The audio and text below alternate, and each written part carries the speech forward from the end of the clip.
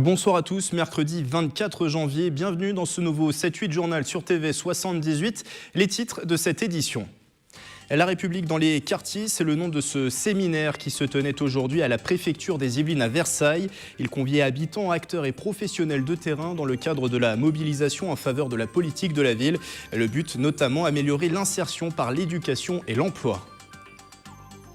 Chaque année en France, entre 2 et 6 millions de personnes sont touchées par la grippe saisonnière. Des gestes simples peuvent permettre de réduire les risques de transmission de ces virus de l'hiver. Nous recevons Corinne Drougard, déléguée départementale adjointe de l'Agence régionale de santé Île-de-France dans les Yvelines. Enfin, les salles culturelles yvelinoises s'apprêtent à entamer leur deuxième partie de saison. Focus ce soir sur la ferme de Bel-et-Bas à Guyancourt, du théâtre mais aussi de la musique et de la danse. Entretien à la fin de ce journal. Un procès aujourd'hui à la cour d'appel de Versailles. Le groupe Renault et l'ancien directeur de l'usine de Flins-sur-Seine sont poursuivis pour homicide involontaire. En 2004, un salarié de 30 ans mourait sur le site écrasé par une machine de plusieurs tonnes. Une relaxe avait été prononcée en mars dernier au motif qu'aucune faute qualifiée ne concernait les accusés. Le parquet avait alors fait appel. Versailles, où une centaine d'acteurs des quartiers de la politique de la ville étaient réunis aujourd'hui. La préfecture des Yvelines organisait un séminaire thématique « La République dans les quartiers », un temps d'échange sur les sujets et améliorer la compréhension des valeurs de la République. Camille Lambert a suivi cette journée.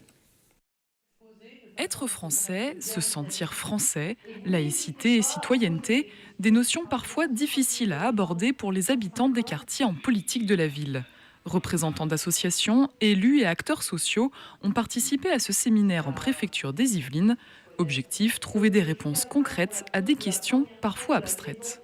Certains jeunes nous disent « La République nous a parqués dans les grands ensembles. La République doit maintenant s'adapter à nous. » Quand on prend l'histoire, il n'y a pas de volonté politique de parquer des gens dans ces quartiers. Au contraire, on fait face à la construction, à la reconstruction après-guerre.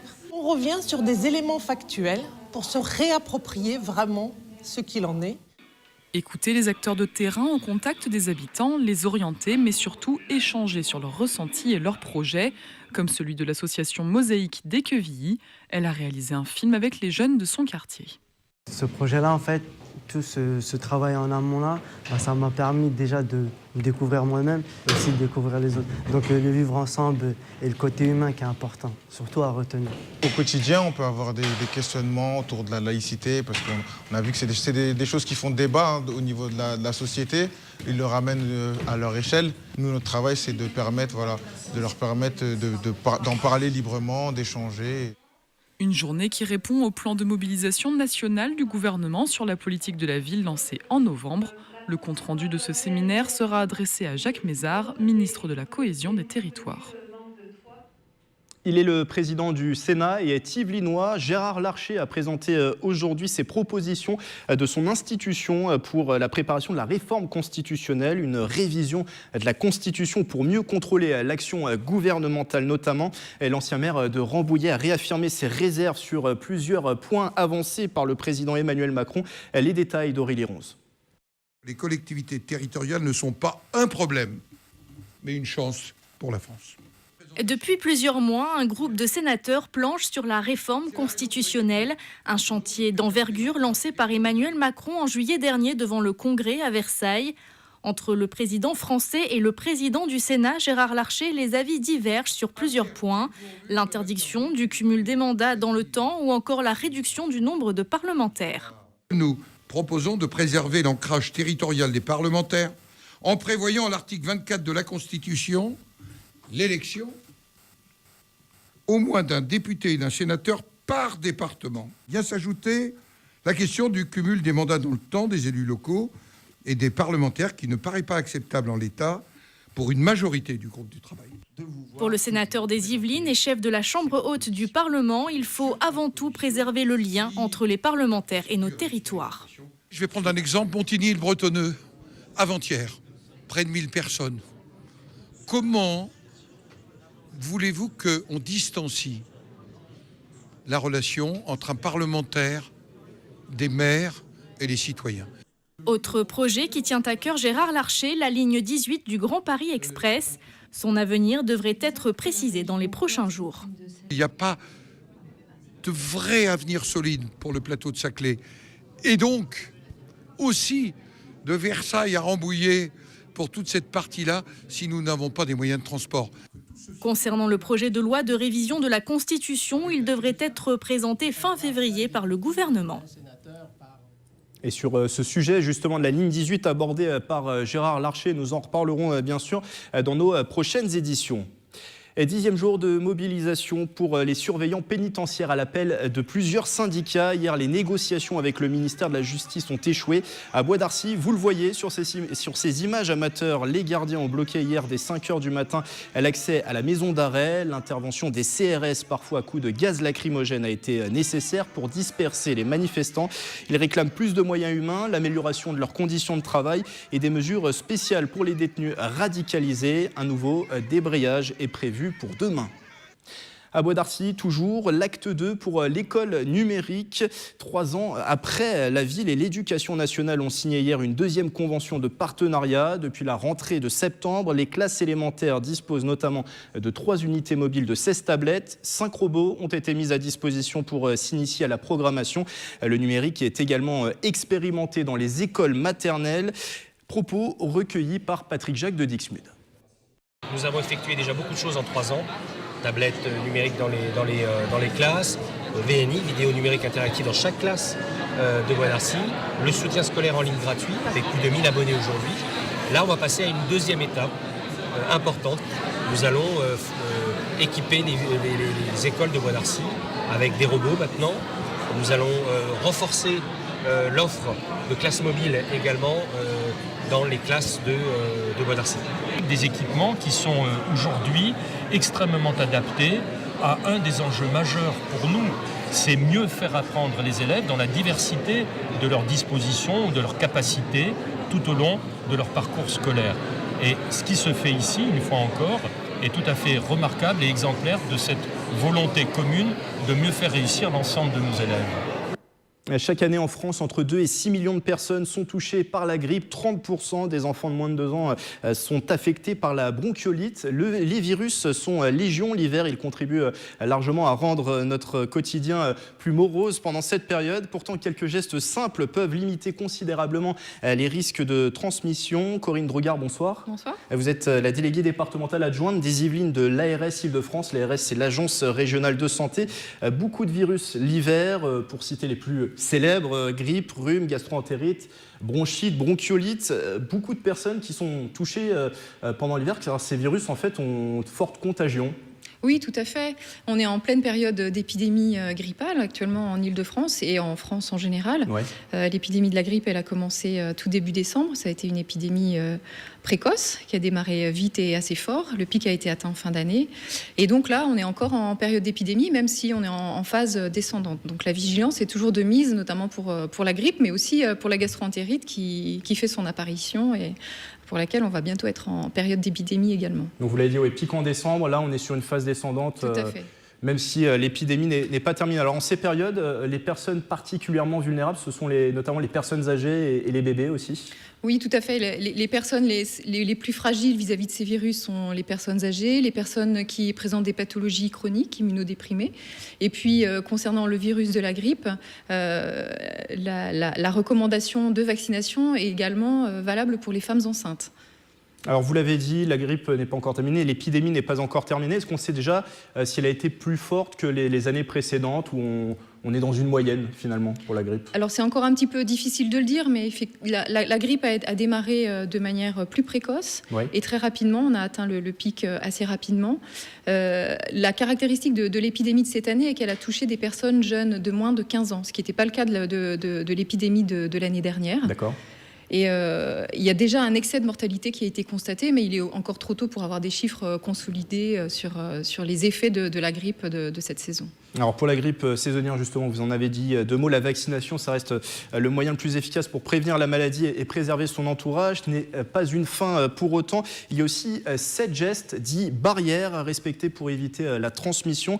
Le premier, ça paraît évident, c'est se laver les mains. Alors il y a une étude qui est sortie en 2016 qui disait que 39% des Français seulement se déclarent se laver les mains après s'être mouchés, 25% après avoir pris les transports en commun. On a l'impression qu'on n'a pas les bons réflexes encore. Pourtant, se laver les mains, c'est une première étape importante déjà. Alors, se laver les mains en période d'hiver, c'est vraiment indispensable. C'est le geste essentiel pour limiter la contagion et la transmission des virus de l'hiver.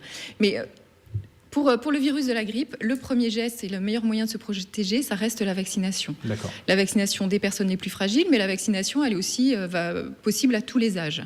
Et quand on se vaccine soi, on se protège pour ne pas être malade, mais on protège aussi son entourage oui. pour lui faire courir moins de risques de fait d'être malade. Et pour renforcer l'effet de la vaccination, effectivement, il y a les gestes barrières et les gestes qui vont limiter en fait les risques de transmission. Et le lavage des mains, c'est le premier de ces gestes que l'on doit répéter très fréquemment dans la journée. Et à des moments essentiels, comme quand on rentre chez soi après avoir utilisé les transports en commun. Ouais. Avant de prendre son repas, après être allé aux toilettes, et évidemment avant de donner à manger à ses enfants ou de s'occuper de ses enfants. Et qu'est-ce que ça fait concrètement, se laver les mains? Ça va éliminer les quelques germes, les premiers germes, on va dire, qui peuvent être responsables de transmission après, c'est ça? Alors se laver les mains, effectivement, ça enlève les souillures et puis ça élimine une grande partie des bactéries et virus que l'on véhicule sur nos mains. Il faut savoir que le virus de la grippe, par exemple, il reste vivant sur une surface inerte des objets pendant jusqu'à 12 heures. Donc on peut rester contaminé même après avoir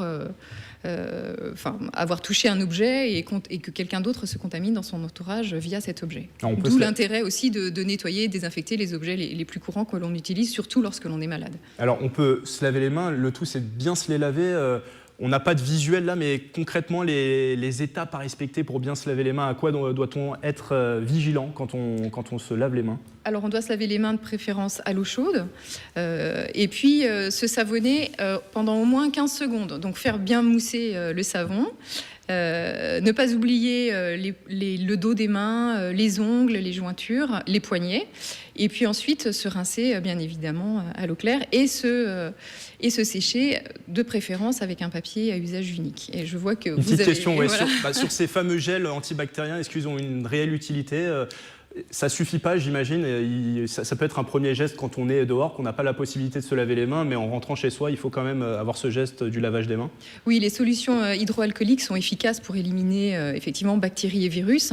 Le lavage de mains est quand même recommandé avant d'utiliser ces solutions hydroalcooliques qui ne vont pas nettoyer les mains, mais qui vont les désinfecter. Donc, si les mains sont souillées auparavant, elles ne vont pas nettoyer les mains.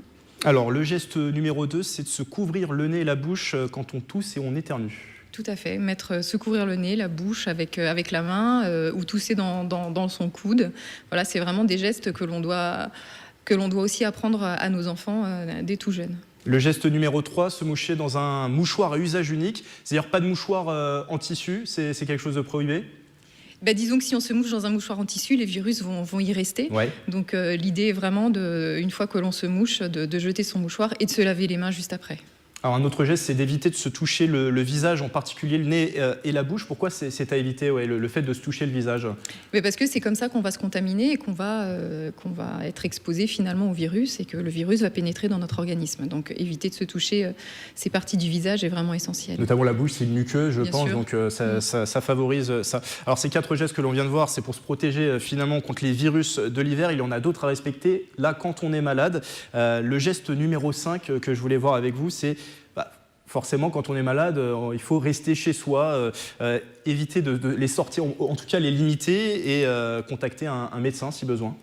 Oui, donc évidemment, quand on a des symptômes grippaux, éviter d'embrasser les personnes, ne pas se serrer la main, éviter les contacts pour éviter de se contaminer. Et évidemment, appeler son médecin traitant et éviter le recours immédiat aux urgences, passer d'abord par son médecin traitant. Donc ça, c'est le geste 5 et le geste 6, vous l'avez évoqué, donc limiter les contacts directs et indirects. D'ailleurs, aussi via les objets. Quand on touche aussi des objets, il faut faire attention. Il Il faut faire attention parce que le virus, comme je vous le disais tout à l'heure, reste actif sur ces objets et peut retransmettre ensuite vers d'autres personnes. Donc ce sont des vecteurs qu'il faut essayer de nettoyer, désinfecter régulièrement quand on est malade. Un dernier geste, c'est peut-être de porter un masque, notamment lorsqu'on est en contact avec des personnes fragiles. J'ai l'impression, en tout cas, que c'est un réflexe qu'on n'a pas encore forcément adopté en France. On le voit peut-être dans d'autres pays, le fait de porter un masque. En France, c'est pas encore un réflexe. Non, c'est vrai que porter un masque n'est pas vraiment encore entré dans nos habitudes. Pourtant, c'est quelque chose de très efficace, évidemment, pour limiter la transmission. Et je voudrais aussi signaler un dernier geste qui est vraiment d'aérer son logement, chaque pièce de son logement plusieurs fois par jour pour renouveler l'air et respirer un air assaini. C'est important d'avoir ces actions complémentaires sur son logement, notamment renouveler l'air. C'est la température aussi qu'on peut maintenir dans son logement, ça peut être un comportement adopté ou pas du tout? Oui, mais en général, une température de 19 degrés est une température idéale pour son logement. Dernière chose peut-être à ajouter avant de conclure cet entretien, peut-être, alors on a rappelé beaucoup de gestes, l'essentiel à savoir pour éviter la transmission. Pour éviter la transmission et d'être contaminé, se vacciner, se laver les mains et éviter les contacts lorsque l'on est malade. Et je rappelle que vous pouvez retrouver tous ces bons gestes pour éviter la transmission des virus sur le site de l'ARS Île-de-France qui s'affiche en bas de l'écran. Merci Corinne Drougard d'avoir été avec nous. Je le rappelle, déléguée départementale adjointe des Yvelines de l'ARS Île-de-France. Je rappelle encore une fois ce site internet pour retrouver tous les bons gestes à respecter. L'enseigne s'est installée au centre commercial SkyWest depuis octobre. Le Furet du Nord a ouvert un espace de 2000 mètres carrés consacré à la littérature d'abord, mais aussi aux loisirs créatifs et à la papeterie. 3 mois après l'arrivée du magasin, quel est le bilan? Élément de réponse avec Aurélie Ronze. On a fait ici une petite table avec nos coups de cœur, donc toutes les meilleures lectures de l'équipe librairie. Depuis 3 mois, les Saint-Quentinois peuvent découvrir l'offre culturelle proposée par l'enseigne Furet du Nord. Un réseau de 17 magasins répartis dans le Nord et en Île-de-France. À SkyWest, on peut y trouver 40 000 références de livres et 15 000 produits loisirs. Chaque jour, on a de nouveaux clients, donc c'est chouette de voir qu'il y a une vraie progression tous les jours. Et on est très content de nos résultats jusqu'à présent, avec des week-ends avec beaucoup de familles qui viennent, des vacances scolaires qui fonctionnent super bien. En plus de la littérature, l'enseigne s'est diversifiée ces dernières années avec des produits de loisirs créatifs, du multimédia, de la papeterie ou encore des jeux pour enfants. Une offre qui s'étend ici sur près de 2000 mètres carrés. Nous sommes venus au cinéma et on a vu cette enseigne nouvelle. Donc voilà, c'est une découverte. La première impression, c'est l'espace. Parce que quand on passe devant la porte, là-bas, on a l'impression que c'est petit. Séances de dédicaces, démonstrations de jeux, ateliers de loisirs créatifs. L'enseigne mise également sur l'événementiel pour attirer la clientèle, qu'elle soit adulte ou plus jeune. C'est très important pour nous de faire vivre à nos clients différentes expériences en magasin. Les gens sont très demandeurs.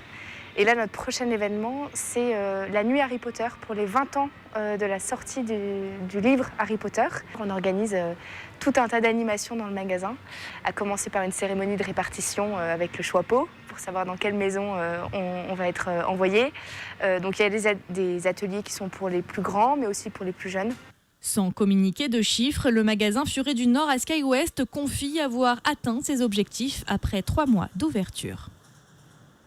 Avant d'enchaîner sur la suite, ils viennent de nous être communiqués les derniers chiffres du chômage dans le département. En décembre, dans la catégorie A, le département enregistre en décembre une baisse de 0,3% du chômage. En décembre, 668 000, un peu plus de 668 000 demandeurs d'emploi étaient dans le département en catégorie A. Je précise que c'est une tendance qui est supérieure aux chiffres nationaux où la baisse a été enregistrée en décembre à 0,1%. Dernier chiffre à vous donner, c'est la baisse sur 3 mois dans les Yvelines qui est à 0,6%. Il est en lice parmi les plus beaux de France. Le marché Notre-Dame à Versailles a été sélectionné pour un concours organisé par Le Parisien, le journal Le Parisien et la chaîne TF1. Le lieu accueille tout au long de l'année touristes et habitants du quartier et des alentours. Notre-Dame, plus beau marché de France. Léa Rege et Mickaël Elmidoro sont allés sur place poser la question. Le marché Notre-Dame est un lieu incontournable pour la vie de la ville de Versailles. 3 matinées par semaine, le micro-village de la place du marché s'anime. Fruits et légumes en tout genre, fromage, viande ou encore plats préparés, tout y est. Alors quand on demande aux visiteurs ce qu'ils pensent du lieu... Est-ce que c'est le plus beau marché de France ? Bah oui, bien sûr, puisque c'est Versailles, il y a du choix. Même par rapport à la province, je pense qu'on n'a rien à envier au marché traditionnel de province. Les commerçants, l'ambiance, les produits, tout est bien. Il est très charmant, caractéristique de cette place très aérée. Versailles Notre-Dame est le plus beau marché de France, hein, le plus accueillant. Construit sous Louis XIII, le marché est d'abord un lieu d'histoire. Il s'étend dans d'anciennes halles et sur une place un peu excentrée du château de Versailles. Les commerçants sont fiers de travailler sur cet emplacement emblématique. Est-ce que selon vous, le marché Notre-Dame est le plus beau de France ? Oui. Pourquoi ? Pourquoi ? Par sa diversité. C'est le meilleur parce qu'on est à Versailles, hein, c'est la ville des rois. Les votes du concours pour le plus beau marché de France seront clôturés le 15 février prochain. Les 24 marchés encore en lice auront la chance d'être mis à l'honneur lors du journal de 13h de Jean-Pierre Pernaut avant l'annonce officielle du vainqueur. Allez, avant de se quitter, beaucoup de théâtre, mais aussi de la musique et de la danse. La saison continue à la ferme de Bel-et-Bas, l'une des salles culturelles de Guyancourt. En ce début d'année 2018, c'est l'occasion de faire le point sur la programmation. Mélanie Poquet et Camille Lambert ont rencontré le directeur de la ferme de Bel-et-Bas. Entretien. Johan Lavabre, la saison a repris chez vous le 13 janvier dernier avec autobiographie d'un ours en peluche. C'est une création à l'image de cette deuxième partie de saison, parce que vous présentez 13 créations. Ben oui, chaque année, beaucoup de créations à la ferme de Bel-et-Bas. C'est un petit peu la marque de fabrique du lieu. On essaie effectivement de soutenir les artistes au moment où ils en ont le plus besoin, c'est-à-dire au tout début de leur processus de création. Et notamment une date, le 17 mars, l'imparfait de la compagnie La Jolie Pourpoise. Oui, c'est un spectacle qui jouera dans le cadre du festival Odyssée en Yvelines, festival donc en biennale pour le théâtre et la jeunesse organisé par le Centre dramatique national de Sartrouville et des Yvelines.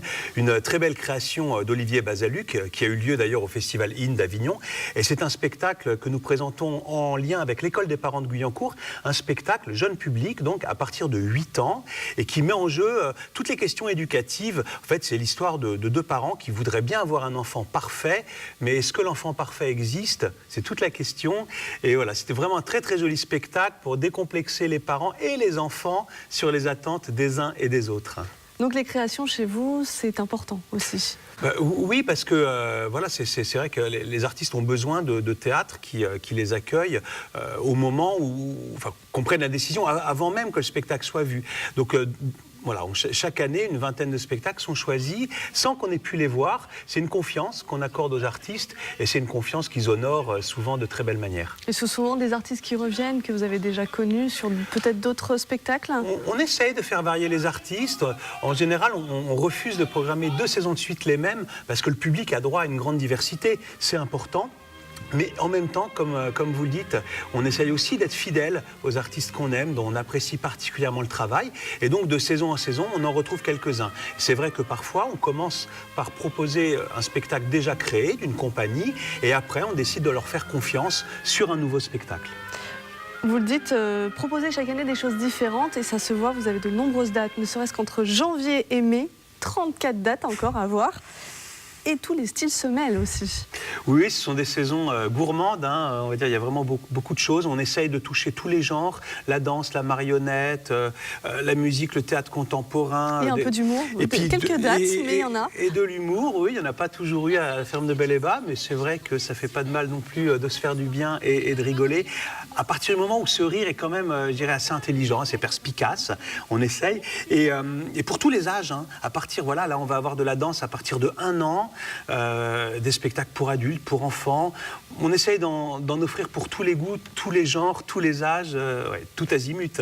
Vous intégrez aussi à des festivals, vous parliez de Odyssée en scène tout à l'heure, il y a Syndrome U qui sera joué lors des rencontres In Cité avec le Théâtre de Saint-Quentin, et il y a Sacrée Musique Ça continue puisqu'il y a 2 dates à ne pas rater. Alors la première, le 11 février, c'est Légende céleste. Légende céleste, donc un récital consacré à Hildegarde de Bingen, donc première grande compositrice occidentale du XIIe siècle, mais qui était également une grande abbesse, visionnaire, architecte, docteur en médecine. Voilà, on la connaît beaucoup aujourd'hui pour ses tisanes et tous ces remèdes à base de plantes qui sont encore très courus. Sacrée musique, est-ce que ça se joue chez vous? Vous sortez? Alors ce sera à l'église Saint-Victor. Les 2 derniers concerts de Sacrée Musique se joueront à l'église Saint-Victor de Guyancourt, donc une très belle petite église qui a été restaurée il y a assez peu de temps. Donc ce récital, Hildegard von Bingen, et également le concert suivant. Et justement, le concert suivant, c'est le dernier, c'est le 25 mars cette fois, et on parle de Leçons des ténèbres. Les Leçons de ténèbres de François Couperin. Voilà, ce sera notre dernier concert par l'ensemble Les Mouvements de l'âme, un très beau récital, hein, les Leçons de ténèbres de Couperin. Donc, c'est une œuvre écrite pour la Semaine Sainte, avant Pâques, et ça fait partie des plus belles pages de la musique baroque française. Merci, Yoann Lavabre. Alors, certaines dates sont complètes ou quasi complètes, mais n'hésitez pas à passer toujours un coup de fil à la ferme de Bel-et-Bas. Et toutes les dates et les réservations sont à faire sur le site internet de la ferme. C'est la fin de ce 7-8 journal. Je vous rappelle cette information qui nous est parvenue au cours de l'édition. Le chômage en léger recul dans les Yvelines au mois de décembre. Le département qui enregistre une baisse de 0,3% sur un mois, et ce pour la catégorie A. Ce journal, les reportages, vous pouvez bien sûr les retrouver comme d'habitude sur notre site internet et notre application mobile TV 78. Excellente soirée à tous.